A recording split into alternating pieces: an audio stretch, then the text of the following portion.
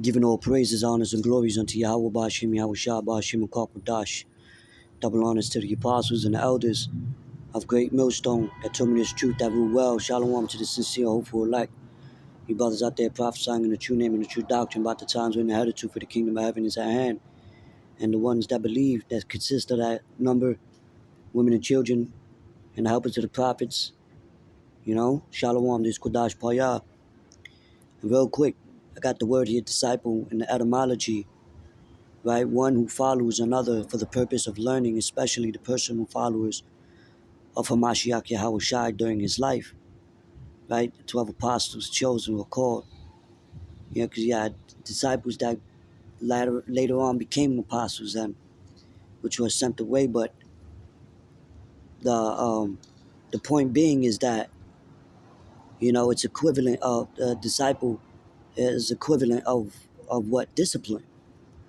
When they followed Yahweh Shai, he showed them how to walk, how to move, to be disciplined, to be in order. He laid down the blueprint. He spoke in the parables, he prophesied. And in these times, right, we must be disciplined.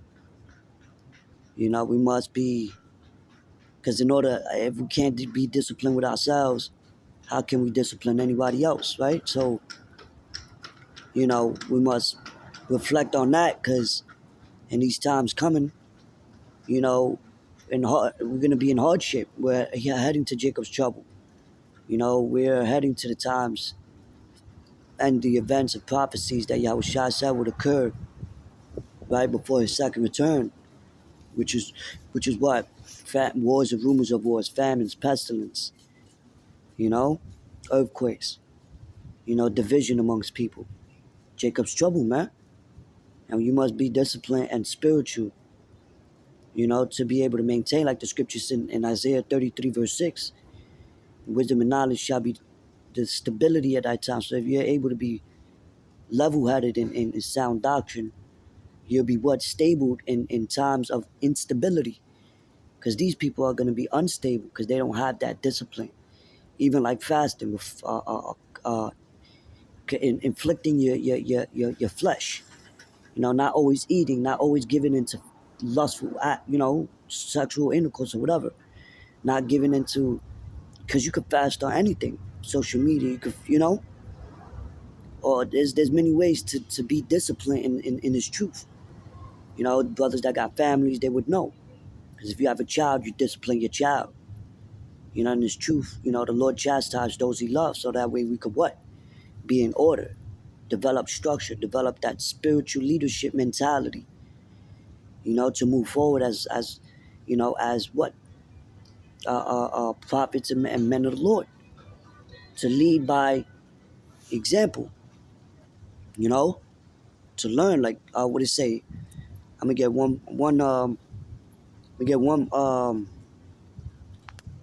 precept real quick. This is the book, Proverbs 12:1. Whoso loveth instruction loveth knowledge, but he that hateth reproof is brutish, right? Because what? The instruction, the scriptures say all scripture is given by the inspiration of God for instruction, for reproof, for correction, roughly paraphrasing. So this is what builds you to be the man that the Lord want to see you be. That's pleasing in his sight. So if you love instruction, we're instructed in righteousness. So therefore you love knowledge. And not just any knowledge, but the wisdom knowledge according to the scriptures. It takes discipline to for like I was talking to a Jake earlier. Like my mom real quick, for example, right? She was smoking cigarettes for 34 years, right? And she made a month clean without it now. And she did it cold turkey. Now, not everybody could do that cold turkey, but it's not easy. I would instruct people, to slow down and to substitute that with other things and pray to the Lord to help you quit it. Put the righteous spirit, but what is discipline? Because it's a spiritual discipline, because we in the flesh, you know? Certain things Buzz like to eat and do, you know? But it's discipline to resist. You must resist. It's discipline to not get angry. Scripture say, be angry, but sin not. You know? So I'm learning that to be more disciplined as well. To be well structured, you know? And that allows you to what? Put your faith and your trust in Him. Instead of taking matters into your own hands in certain situations. You know? It's like a form of exercise. You got to be disciplined, and and um, what's that word? Diligent, consistent to have a certain body structure. You work out, it hurts. You got to get up early. You got to, have a proper diet. You got to, do these things. Discipline to see the result. You know, even when the scriptures say all things are lawful but not expedient. It takes discipline to not eat certain things or do certain things, man.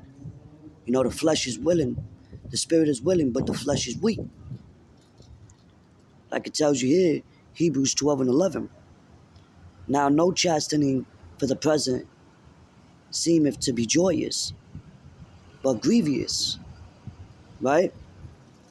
Discipline a child, it doesn't seem pretty, but it like the scriptures say, train up a child in the way he go, and he shall not depart from you, roughly paraphrasing.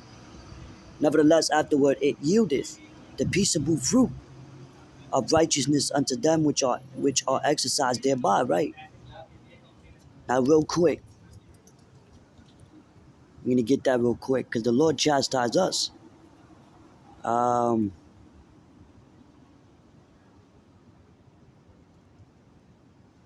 So the peaceable fruit. So you want to develop good fruit. You want to be, when I pray, I ask the Lord, allow me to become, the man you want to see me be in righteousness.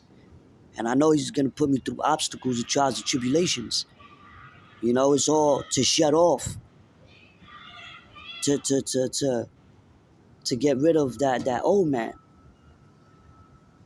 right? You shed that, and it takes time. But it says, which are exercised, right? Let's get that word.